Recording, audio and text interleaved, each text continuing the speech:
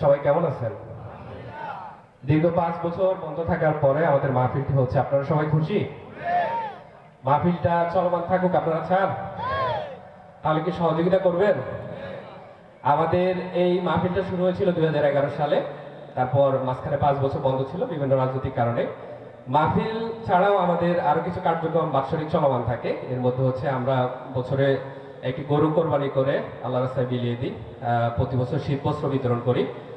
তারপরে হচ্ছে যে রক্তদান কর্মসূচি আছে, বৃক্ষরোপণ কর্মসূচি আছে, আমরা নানাবিধ সামাজিক কার্যক্রম করে থাকি।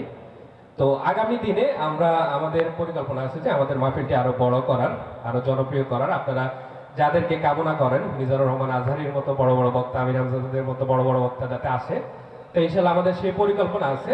এর জন্য আপনাদের সহযোগিতা প্রয়োজন। আশা করি যে সামনের দিনগুলোতে আপনারা আমাদেরকে আর্থিক, পারিশ্রমিক, বুদ্ধি, পরামর্শ দিয়ে সহযোগিতা করবেন, যাতে আমাদের এই মাহফিলটি ভবিষ্যতে আরো বড় করতে পারি, আরো জনপ্রিয় করতে পারি। এছাড়াও আমার ভাইয়া আরিফ হোসেন মিয়াজির আরো বিভিন্ন পরিকল্পনা রয়েছে, মাদ্রাসা করার মতো পরিকল্পনা রয়েছে। আশা করি যে সকল ধরনের পরিকল্পনায় আপনারা আমাদেরকে সহযোগিতা করবেন, পাশে থাকবেন। ইনশাআল্লাহ। সবাই ভালো থাকুন, সুস্থ থাকুন। আসসালামু আলাইকুম।